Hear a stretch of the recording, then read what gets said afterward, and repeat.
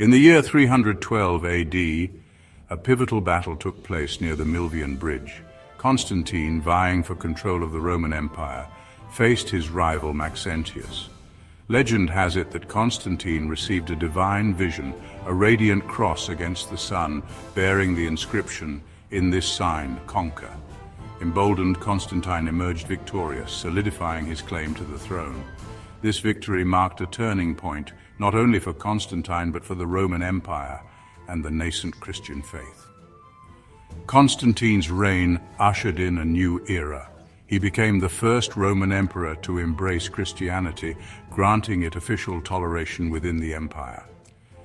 This decision had profound implications. Christianity, once a persecuted sect, emerged from the shadows, its followers no longer forced to practice their faith in secret. Constantine's conversion and subsequent policies paved the way for Christianity's eventual rise to prominence as the dominant religion of the Roman world. However, even as Christianity gained imperial favor, internal disputes threatened to fracture the burgeoning faith.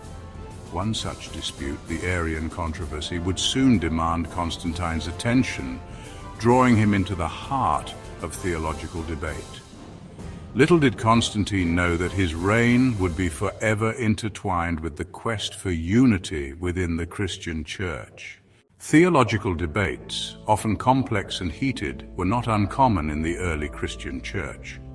As Christianity spread throughout the Roman Empire, encountering diverse cultures and philosophical traditions, questions arose about the nature of Jesus Christ and his relationship to God the Father. One such debate, sparked by the teachings of Arius, a presbyter from Alexandria, would escalate into a major controversy, threatening the unity of the Christian faith. Arius, a skilled orator known for his ascetic lifestyle, proposed a doctrine that challenged the prevailing understanding of Christ's divinity. He argued that Jesus, while divine, was not co-eternal with God the Father, but rather a created being. According to Arius, there was a time when the Son did not exist, a concept that contradicted the beliefs of many within the Church. Arius's teachings quickly gained traction, attracting a significant following, particularly in the eastern regions of the empire. However, his views met with strong opposition from other Christian leaders, including Alexander, the Bishop of Alexandria. Alexander, a staunch defender of Christ's divinity, condemned Arius's teachings as heresy, leading to a bitter dispute that threatened to divide the Church. Constantine, now the sole ruler of the Roman Empire, received news of the escalating dispute between Arius and Alexander with growing concern. Having witnessed firsthand the destructive power of division during his rise to power, Constantine understood that a fractured church posed a threat to the stability of the empire. He viewed a unified church as essential for maintaining order and fostering a sense of shared identity among his subjects. Motivated by a desire to preserve unity within both church and state, Constantine dispatched a trusted advisor, the elderly Bishop Hosius of Cordoba, to Alexandria.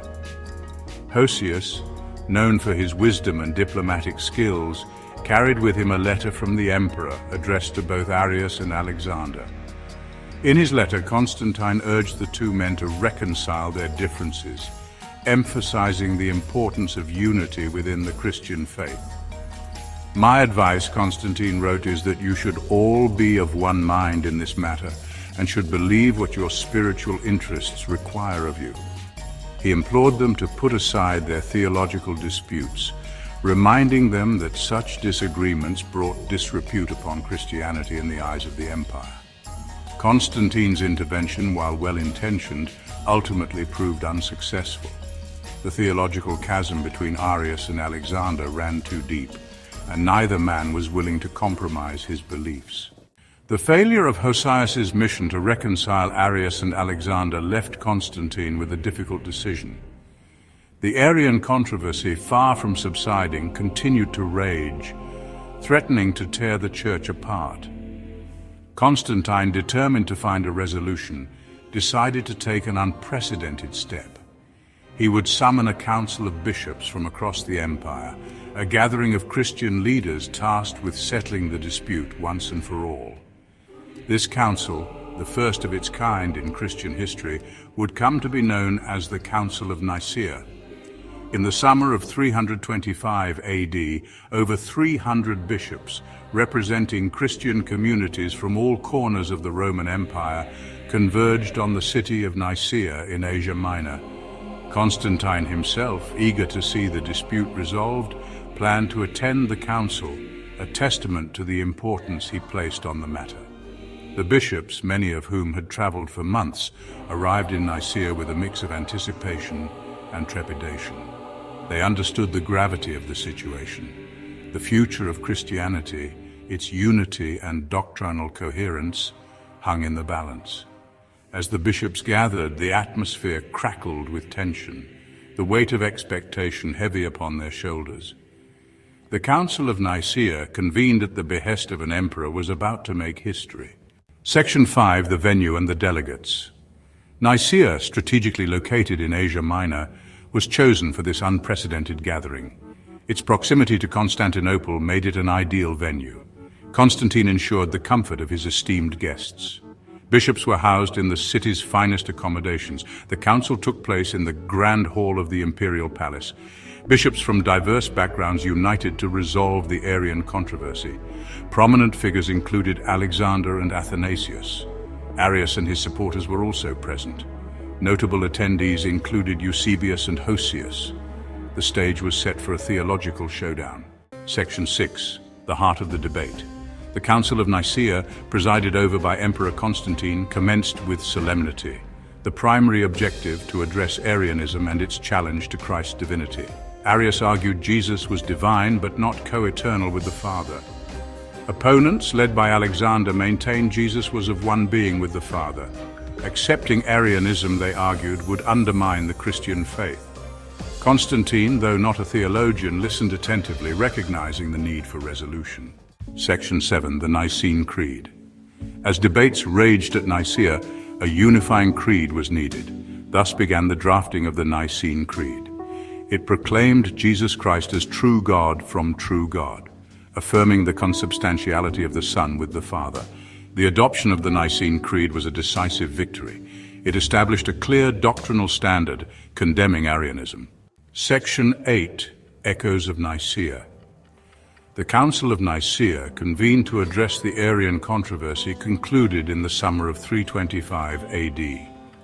While the Council successfully produced the Nicene Creed, a defining statement of Christian orthodoxy, it did not completely quell the theological debate that had ignited the controversy.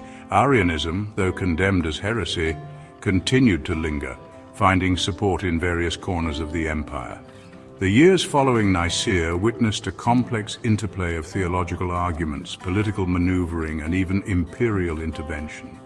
Constantine, initially a staunch supporter of the Nicene Creed, later wavered in his stance, influenced by Arian-leaning advisors.